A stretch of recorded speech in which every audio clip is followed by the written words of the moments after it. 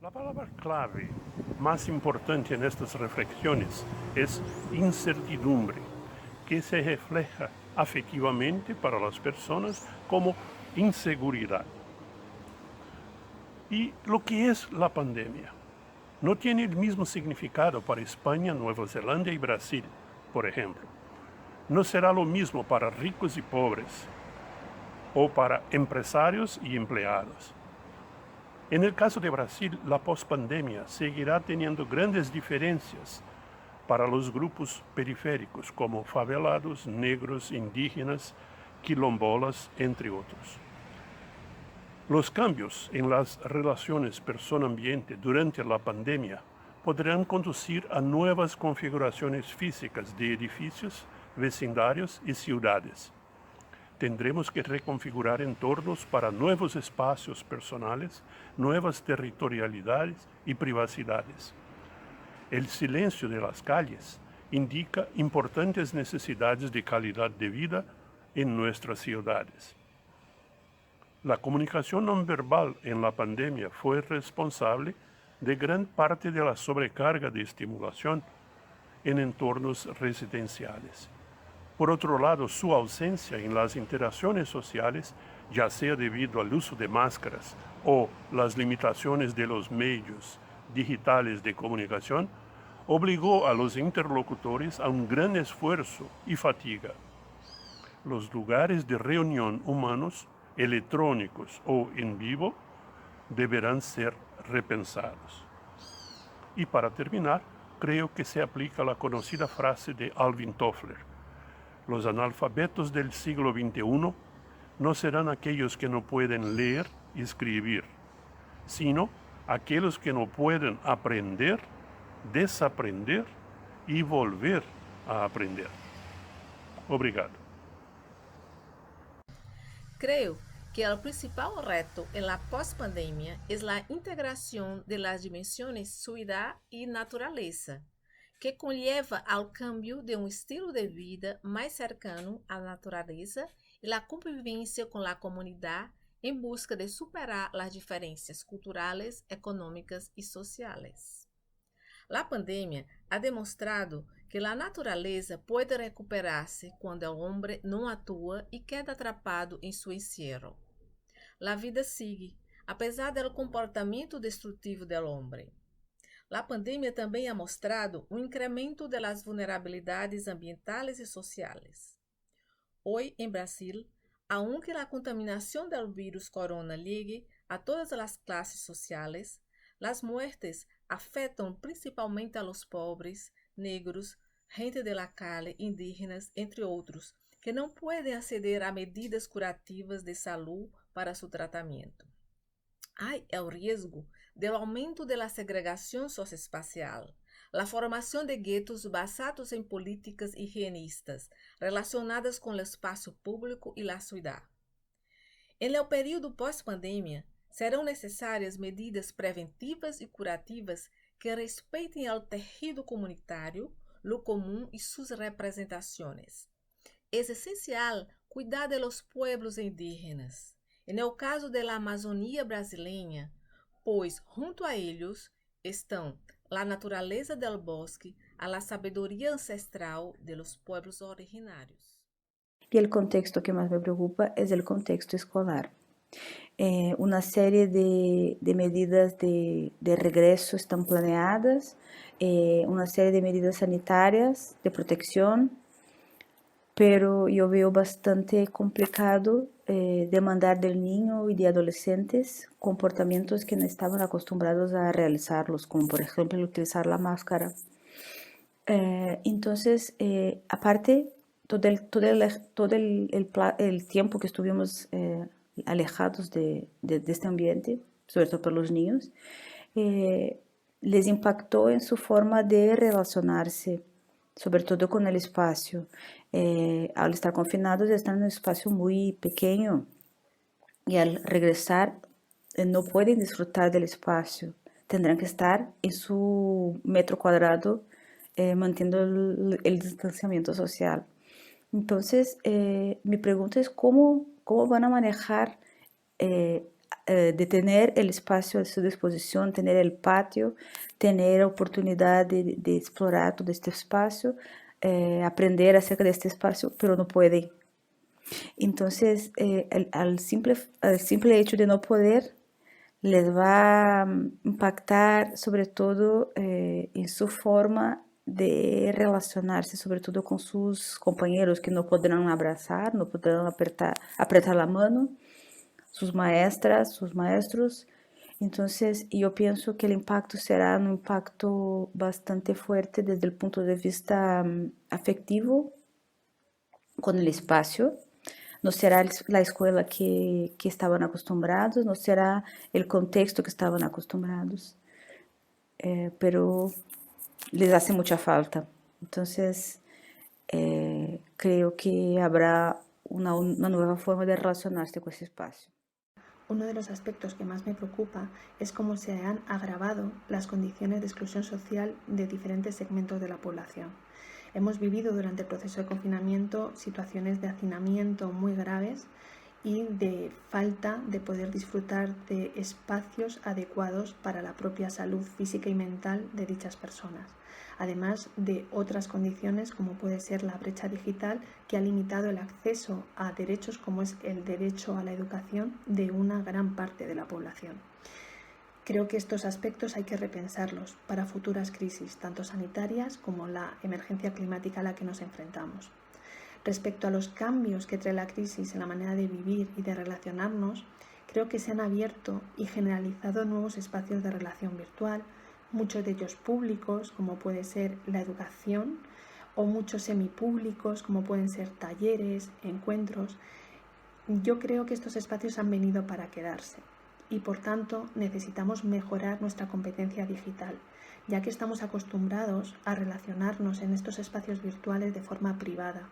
Pero ahora, al tener una presencia pública, creo que es importante que mejoremos nuestra manera de saber estar en dichos espacios y aprendamos a relacionarnos de una manera adecuada, además de aprovechar estas potencialidades respecto a temas ambientales como puede ser la disminución de la huella de carbono en muchísimas actividades cotidianas. Dos preguntas, desde mi punto de vista, son fundamentales para plantearse, digamos, la post-pandemia. La primera, de hecho, es que la pandemia del COVID-19 ha puesto en funcionamiento, además de los servicios sanitarios, todos los servicios de control del Estado. La pregunta que nos debemos hacer es si, una vez pasada la pandemia, una vez pasada, digamos, la crisis sanitaria, estos sistemas de control, estos sistemas, digamos, del Estado se mantendrán activos o no. Si la respuesta es afirmativa, se mantendrán activos con la intensidad que se han mantenido a lo largo de estos meses. Esto querrá decir que tendremos alguna limitación en términos de libertad y por lo tanto tendremos que ver cómo gestionamos, digamos, esta pérdida de libertades y por lo tanto todo el tema de la garantía de derechos. La segunda pregunta es si es posible continuar, digamos, en ciudades donde el elemento comunitario siempre lo hemos puesto como central, como elemento, digamos, aglutinador y pilar de nuestra actividad, si esta ciudad comunitaria, esta ciudad de relaciones sociales, se puede, digamos, mantener con esta idea de la nueva normalidad en términos de distancia social. Es decir, la distancia social nos permitirá al mismo tiempo continuar construyendo ciudades comunitarias, ciudades cohesionadas socialmente. Yo pienso que estas dos respuestas serán centrales para ver cómo se plantea la cuestión de la seguridad pública en el futuro inmediato. En estos tiempos de COVID-19 me preocupan enormemente las desigualdades sociales que se han incrementado durante esta crisis. Y una de las cosas que creo que se ha hecho evidente es que estas desigualdades han de estar en el centro de todas las conversaciones, incluidas las ambientales, y por tanto la transición ecológica ha de ser justa y ese debate no es un debate accesorio o secundario o posterior, sino que han de ir de la mano lo ecológico y lo justo.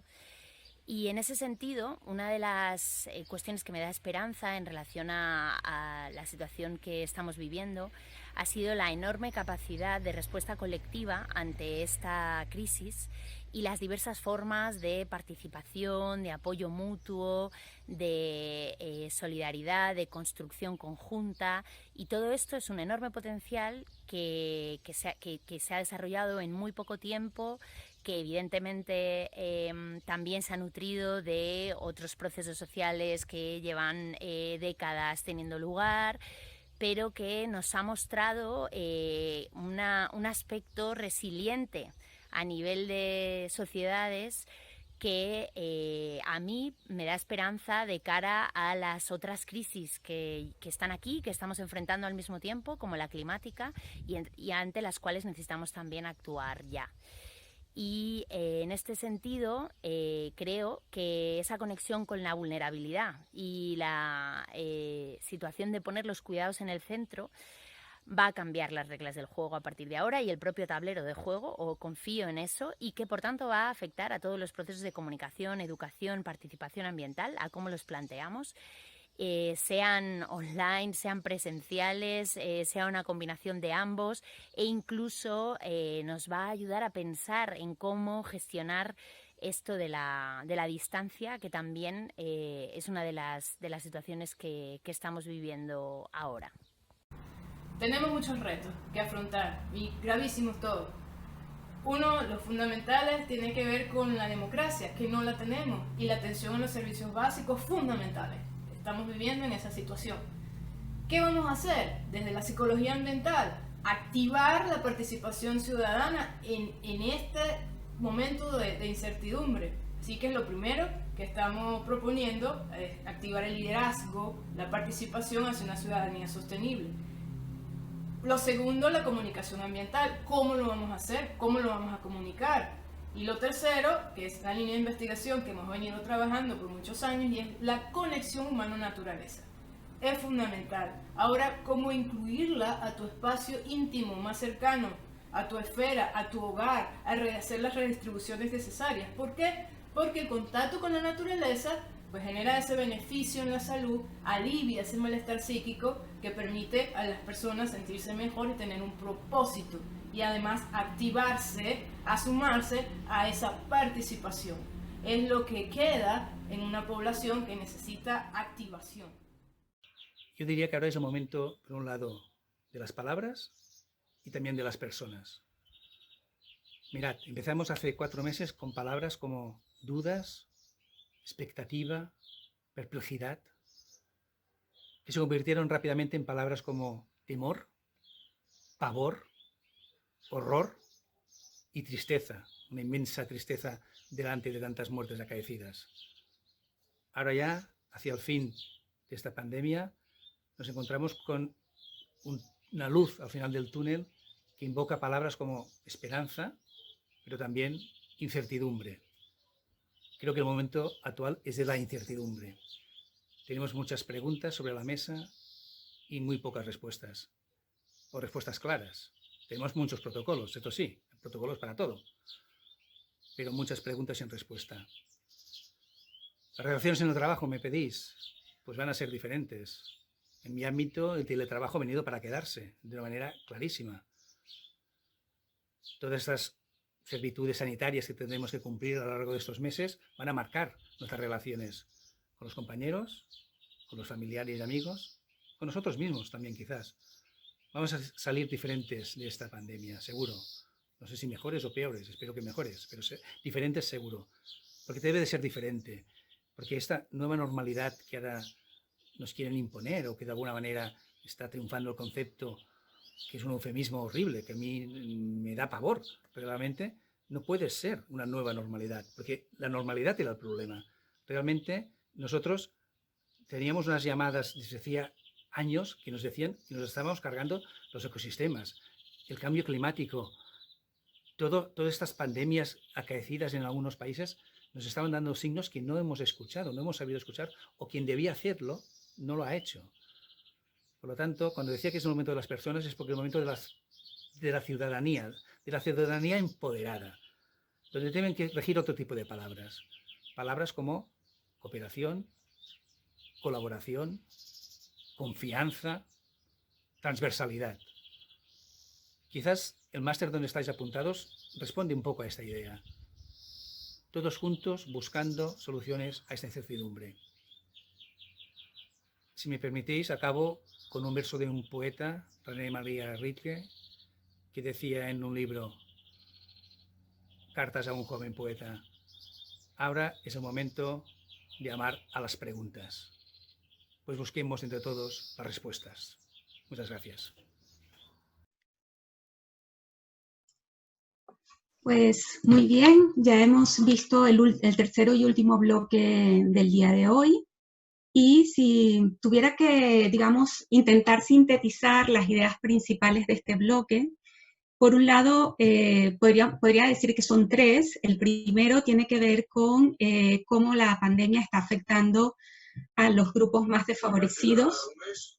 Entonces, decía que una primera idea, y que ya ha salido en los otros bloques, tiene que ver con el hecho de que la pandemia, está afectando obviamente a los grupos más desfavorecidos socialmente y, digamos, a partir de otras características, ¿no? Estamos hablando, por ejemplo, de los niños, de los jóvenes, de los ancianos que no han aparecido en estas narrativas, y por tanto tenemos el conjunto, ¿no?, de estas poblaciones más vulnerables, y el hecho de que además en algunas instituciones como la Organización Mundial de la Salud o la Organización Panamericana de la Salud se apunta que las grandes ciudades, donde hay mayor desigualdad económica y donde hay mayor densidad, aparecen conceptos de psicología ambiental, ¿no? La densidad urbana es donde se produce una mayor transmisión del virus y por tanto un efecto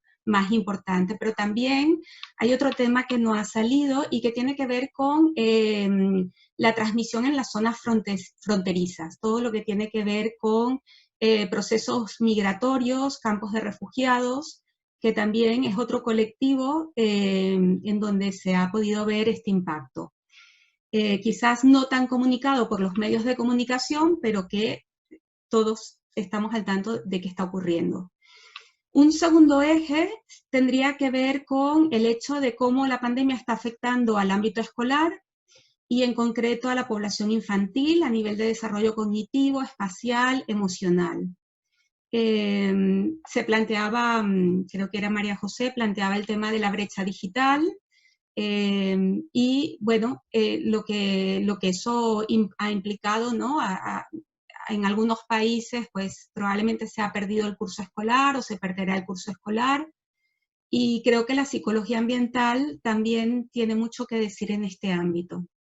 Un tercer bloque, que ya sería el bloque final, tiene que ver con cómo la pandemia ha puesto sobre la mesa la importancia de las prácticas sociales a nivel comunitario y cómo potenciar la participación o la comunicación para generar cambios e innovación social parecen ser algunas de las respuestas más acertadas. Pero me gustaría plantear otro cuarto tema sobre la mesa que tiene que ver con la comunicación ambiental, ¿no?, que también ha aparecido. Y hasta qué punto, ¿no?, yo me planteo dentro de esta área, hasta qué punto las estrategias comunicativas que se han estado utilizando en la gestión de la crisis sanitaria podrían ser trasladadas a la crisis climática. El uso reiterativo de la palabra crisis, así como la retórica de guerra, ¿no?, empleada por políticos, gestores, medios de comunicación, el tema de la normativización del comportamiento, lo que apuntaba antes la OSA, y también Melero cuando hablaba de los protocolos, ¿no? Nos hemos llenado de protocolos de actuación, de cómo debemos comportarnos, y el tema de la conformidad, que antes lo apuntaba, si mal no recuerdo, Corraliza, ¿no?, del autor, del psicólogo social Cherif. Todo esto, de alguna manera, nos lleva también a plantear este tema de la comunicación, ¿no?, las congruencias, las incongruencias, y también, ¿por qué no?, por citar al famoso término de Enrique, que seguramente le habéis oído hablar muchas veces. Él siempre nos habla de la ecofatiga. Yo no sé si sería también conveniente hablar de la crisis fatiga, ¿no?, esta reiteración de ponerle la palabra crisis absolutamente a todo. y cómo eso pues puede generar una cierta, digamos, naturalización de los problemas y una cierta insensibilización o invisibilización, ¿no?, de los problemas que tenemos por delante.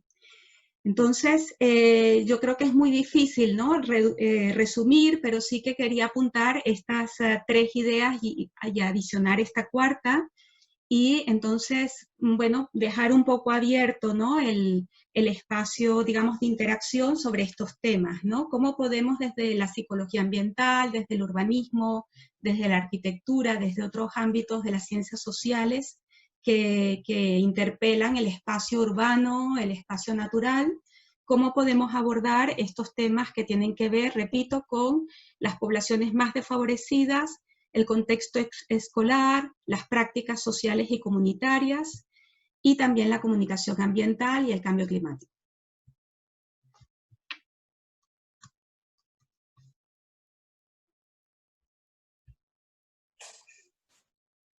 Bueno, no sé si alguien quiere complementar lo que nos ha contado Ángela. En todo caso, podríamos dar 10 minutitos para hacer las intervenciones de este bloque y ya pasaríamos a la parte final del acto. Veo que en el debate hay unos debates también paralelos, pero alguien está pidiendo la mano, no sé si se me ha pasado. Isabel, sí. Oh, Héctor, perfecto, sí. Sí, mira, de los ejes que estaba organizando Ángela, yo lo miro desde acá, desde Latinoamérica, y para mí la verdad es que es la misma cosa todo. O sea, todo está sobre los cimientos de una profunda desigualdad. Es decir, los chicos pierden el colegio porque no tienen ni dónde conectarse, lugares que no hay agua para lavarse las manos, etcétera, una serie de condiciones, ¿no? Por lo tanto, yo no me imagino, no me cuesta pensar que tengamos soluciones de acupuntura para determinadas cosas en particular, ¿no? Creo que aquí uno de los elementos centrales es la política, lo político. Si no ponemos a pensar lo político y el rol de lo político y otras dimensiones que no son el sujeto y el entorno, sino que hay dimensiones de lo político que definen las formas de vida, ¿no?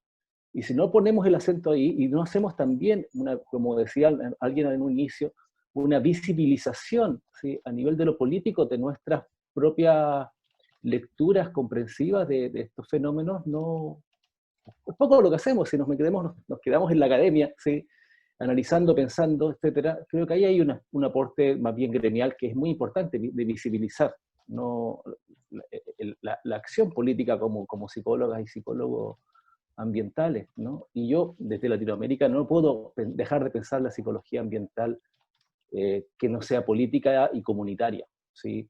Porque creo que, como ustedes dicen, las cosas pasan a nivel de territorio. No dejo de pensar cómo poner en juego los diseños a nivel de territorio de los barrios, cómo los cuidados, cómo se expresa a nivel de barrio, cómo esta sobrevivencia que decimos, acá en los barrios no hay 1 metro cuadrado de área verde, el espacio público no existe en los barrios, el espacio público está a nivel de la centralidad, y ahí están las plazas donde la gente va, y la gente de estos barrios va a vender a esos lugares, no va a estar en la plaza sentado, ¿sí? Y eso es una profunda desigualdad. Por lo tanto, creo que si no ponemos el componente de la justicia en todo esto, la justicia social, ¿sí?, la justicia ambiental, no, nos quedamos, creo que mirándonos muy, como decimos acá, mirándonos el ombligo, ¿sí?, contemplativamente, y a veces incluso siendo cómplices de muchas cosas y entregando una serie de categorías para que toman decisiones que las toman en otra dirección.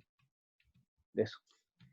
Bien, gracias Héctor. Tenemos en el chat a Ana Sofía que ha pedido la palabra. Adelante, Ana. Mientras Ana Sofía nos hace su intervención, ¿os parece si ya nos vamos poniendo las cámaras porque luego haremos la foto? Me están comentando que hay gente que tiene que irse ya que son las 8 y nos gustaría hacer la foto con el máximo número de personas. Así que después de Ana Sofía iremos a hacer la foto y luego Lupicinio nos puede continuar con el debate, que también ha pedido la palabra, si os parece bien. Vale, gracias Isabel. Ángela, bueno, yo estoy de acuerdo con todas las expresiones, pero frente a lo que acaba de decir Héctor, y yo también claramente soy latinoamericana, entonces también veo la problemática que hay en Latinoamérica sobre mucha incidencia política mal encaminada, digamos, en el impacto social, económico, ambiental, etcétera. Pero digamos que también hay una parte súper importante y es la falta de educación ciudadana respecto a un buen manejo de gestión de residuos, por ejemplo. Y yo creo que ese es el impacto que nosotros, que estamos en esta área, podemos permear, no solamente en Latinoamérica, sino en todo el mundo, de cómo hacer una buena gestión de residuos y cómo impulsar a la gente. Claramente el tema de participación es súper importante y yo pienso que es ahí cuando la participación en este momento se está afianzando, porque Latinoamérica viene en un proceso interesante de participación. Digamos que aquí en España se ha vivido ya hace mucho tiempo después de la dictadura, pero Latinoamérica sí está en un proceso de incremento con la participación ciudadana y comunitaria. En esa medida creo que habría que revisar o implementar o mejorar los módulos ambientales educativos para poder pedagogizar a la gente que con un granito de arena que ponga, por ejemplo en la separación de residuos, ya estamos contribuyendo a una buena gestión ambiental. Y eso tiene que ver con una permeación también política, por supuesto, porque debe haber una congruencia legal y normativa, pero también es cierto que es importante que desde el ciudadano mismo se pueda implementar y se pueda fomentar ese tipo de participación activa ambiental. Era ahora las 8 en punto, pero nos quedan como 10 minutos con un par de cositas, una información que os queremos dar, que es una alegría para el máster y que la queremos compartir con todos vosotros, ya que habéis dedicado este ratito para estar aquí hoy y para hacer este acto tan lucido. Muchas gracias. Y lo que consideramos un regalo sensorial que Montserrat Morales nos va a introducir. Yo quería incidir en los aspectos que he mencionado en las otras dos intervenciones y mostrar mi acuerdo a lo que acaba de decir Héctor, porque pienso que si no nos enfocamos en ese punto específico de la desigualdad, todas las reflexiones no van a llevarnos a muchos lugares. Yo me he pasado 4 años trabajando en una favela en Sao Paulo, por ejemplo, y muchos de las propuestas, de los debates, de las ideas que han surgido esta tarde, pero que también vienen surgiendo a lo largo de los días, en otros eventos, en otros webinars, en otras situaciones, son completamente inaplicables.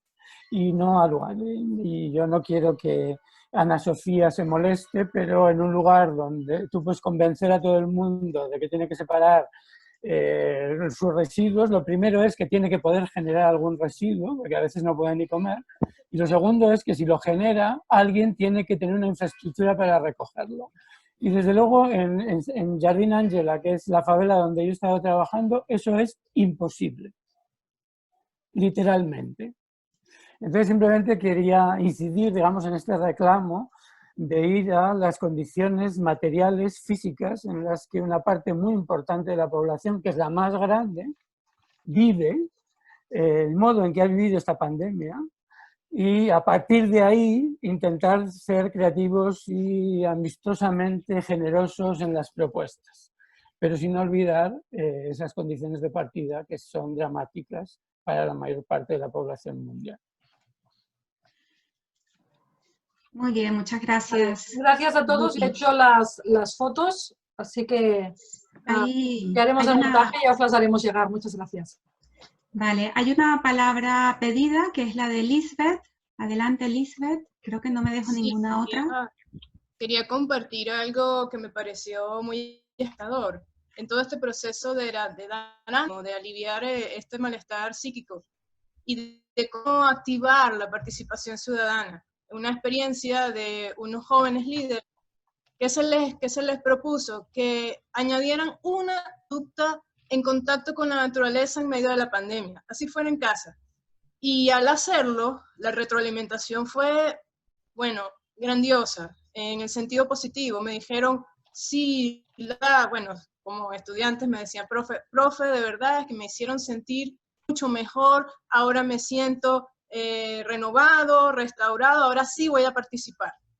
Algo tan sencillo que le hemos trabajado tanto, que es el contacto con la naturaleza, no lo podemos olvidar. Es esa chispa para para aquí, al menos en Latinoamérica, volver como a esperanzar en medio de este contexto tan retador, dar esa activación ciudadana que tanto se necesita, porque no hay una estructura económica o política que cual ciudadano pueda sentirse realmente identificado. Entonces, solo quería compartir que sí podemos ligar lo que hemos aprendido en la psicología ambiental para promover y activar esa participación ciudadana, ahora repensada con esta situación. Solo quería compartir eso. Muy bien, muchas gracias, Lisbeth. Bueno, yo creo que dada la hora, ¿no? Si no hay ninguna otra pedida de palabra, entonces vamos a darle la palabra a Enric Pol para que entonces haga el cierre de la sesión.